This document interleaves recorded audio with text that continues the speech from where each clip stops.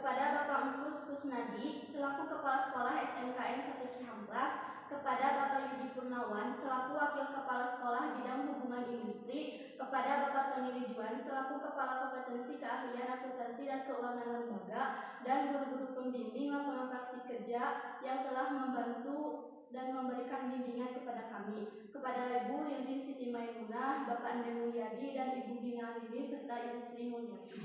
CPWise atau Civil Walatra Integrated Service merupakan perusahaan IT yang berdiri sejak tahun 2012 dan berbadan hukum sipil pada tahun 2018 dengan menggunakan informasi konsultan atau biasa kita sebut juga IT konsultan, bidang telekomunikasi dan IT development. Nah, CPWise juga membantu dalam instalasi dan konfigurasi jaringan komputer serta menjadi solusi support untuk software dan maintenance, menangani training di bidang IT untuk meningkatkan serta mengembangkan kompetensi kerja seperti produktivitas, disiplin, sikap, dan etos kerja pada tingkat keterampilan dan keahlian tertentu. Adapun visi misinya, yang pertama visi CPWise adalah menjadi bisnis terdepan dalam barang dan jasa komersial, hardware, software, komputer, dan telekomunikasi umumnya, khususnya pemanfaatan ilmu komputer untuk bidang pendidikan yang sesuai dengan perkembangan. Nah, untuk misinya menyediakan dan memenuhi standar kebutuhan bisnis software, hardware komputer, dan telekomunikasi sebagai pemrogram, analisis sistem, teknisi, konsultan, instruktur, penguji, perancang, penjual, jasa multimedia, adapun voice internet protokol, dan internet service provider yang tentunya berkualitas dalam skala lokal maupun nasional. Tujuan PKL. Tujuan PKL bagi siswa yang pertama adalah dapat diharapkan mengimplementasikan materi yang selama ini didapatkan di sekolah sehingga dapat diterapkan dengan baik. Tujuan PKL bagi siswa yang kedua adalah dapat membentuk pola pikir yang konstruktif, pola pikir bagi siswa-siswi PKL sehingga dapat melihat peluang di masa depan. Tujuan PKL bagi siswa yang ketiga adalah bisa melatih siswa untuk berkomunikasi atau berinteraksi secara profesional di dunia kerja yang sebenarnya, sehingga tidak merasa takut atau canggung lagi berkomunikasi secara profesional. Tujuan PKL bagi siswa yang keempat adalah dapat membentuk etos kerja yang baik bagi siswa-siswi PKL, sehingga kedepannya siswa dapat menjadi sosok lulusan yang berkualitas. Tujuan PKL bagi siswa yang kelima adalah bisa menambah dan mengembangkan ilmu pengetahuan dasar yang dimiliki oleh siswa-siswi PKL sesuai bidang masing-masing. Tujuan PKL bagi siswa yang keenam adalah dapat menambah jenis keterampilan yang dimiliki oleh siswa agar dapat dikembangkan dan diimplementasikan dalam kehidupan sehari-hari. Tujuan PKL bagi siswa yang ketujuh adalah bisa menjalin kerjasama yang baik antar sekolah dengan dunia industri maupun dunia usaha. Selanjutnya bab 3, yaitu tentang teori singkat yang akan dibacakan Naurah dan Niata.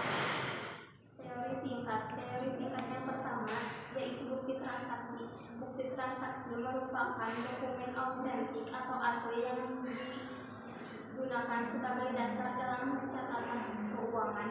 Bukti transaksi ini digunakan sebagai alat untuk merekam seluruh transaksi di perusahaan.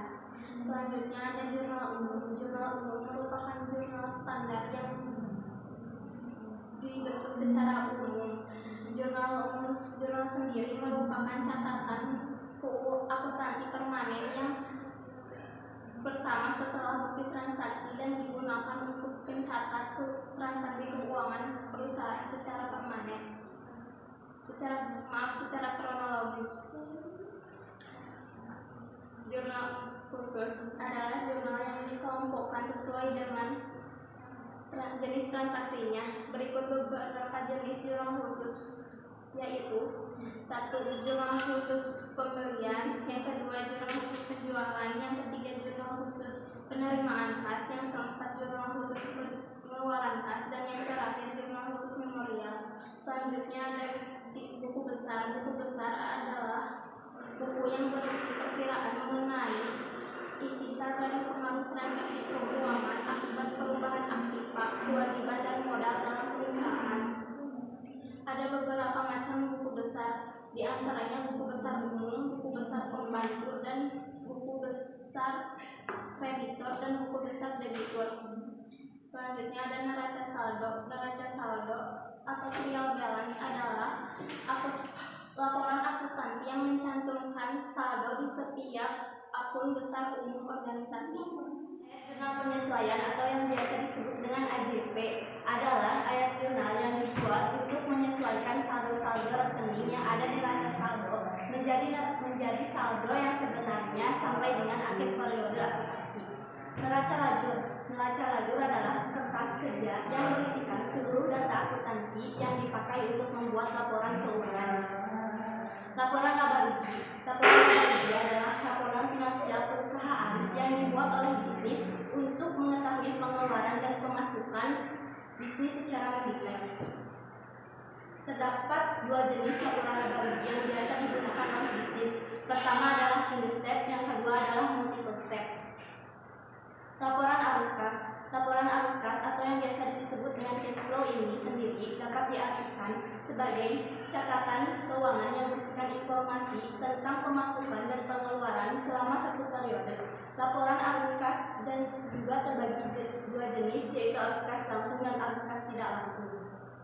Laporan perubahan modal. Laporan perubahan modal atau ekuitas adalah salah satu jenis laporan keuangan yang paling penting, terutama untuk perusahaan publik. Tujuan pembuatannya adalah agar perusahaan dapat menggambarkan peningkatan maupun penurunan dari aktiva bersih dalam periode tertentu dengan prinsip pengukuran tertentu untuk diatur. Neraca adalah gabungan dari segala laporan keuangan. Ini juga dibuat dalam waktu tertentu yang normalnya hanya 1 tahun sekali.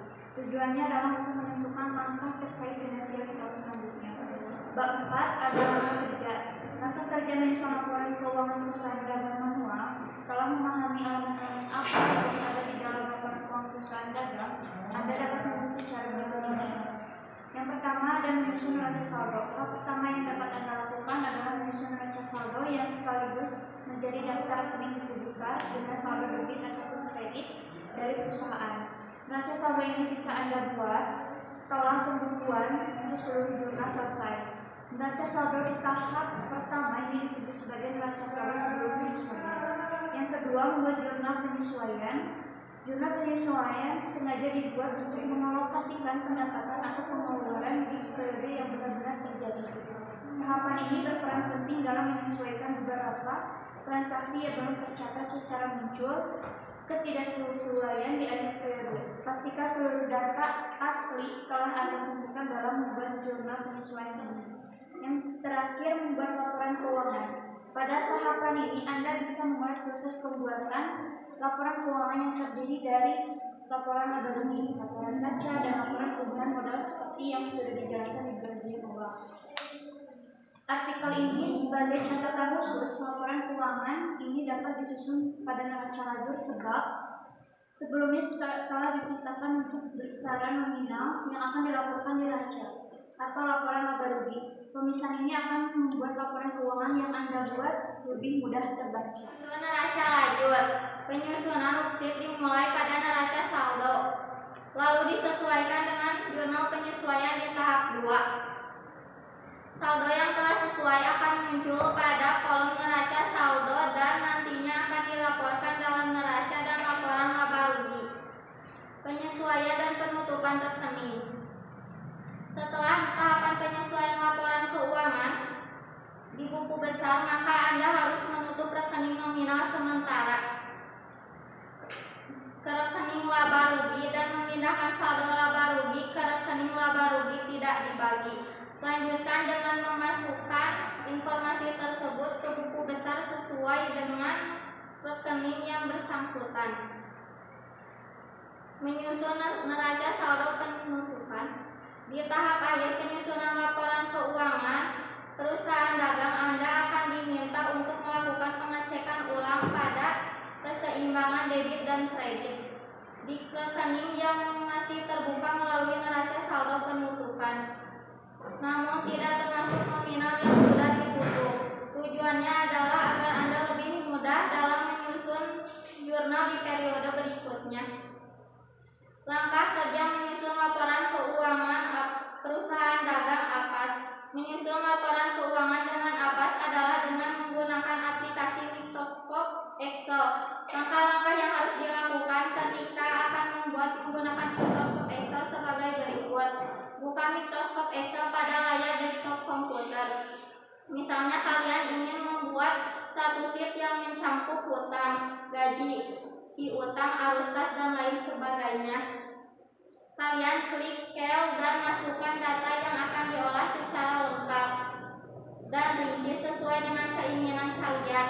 Buat kolom berisi nomor, tanggal, uraian atau deskripsi, debit, kredit, dan saldo. Masukkan rumus pada kolom saldo agar nantinya debit dapat bertambah atau berkurang secara otomatis.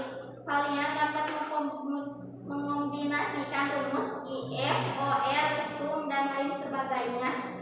Terakhir, kalian dapat memasukkan rumus penjumlahan pada akhir kolom jumlah dengan rumus sum. Selanjutnya kesimpulan dan saran. Kesimpulannya, dari pelaksanaan praktek kerja lapangan PKL, saya mendapatkan banyak pengetahuan dan pengalaman baru. Berikut adalah hasil yang saya dapatkan selama melaksanakan praktek kerja lapangan, antara lain mendapatkan pengalaman kerja secara nyata dan mengenal dunia kerja. Dapat lebih mempelajari tanggung jawab, kedisiplinan, dan ketelitian dalam menyelesaikan pekerjaan. Dapat memahami dan mengoperasikan pengerjaan di bidang akuntansi. Saran: Setelah melaksanakan praktek kerja lapangan PKL, saya mendapatkan banyak sekali pelajaran serta pengalaman yang berharga. Dengan segala kerendahan hati, saya mengharapkan kepada pihak terkait agar lebih selektif dalam melaksanakan kegiatan. Sekian dari kami kelompok 3. Mohon maaf bila ada kekurangan dalam penyampaiannya. Wassalamualaikum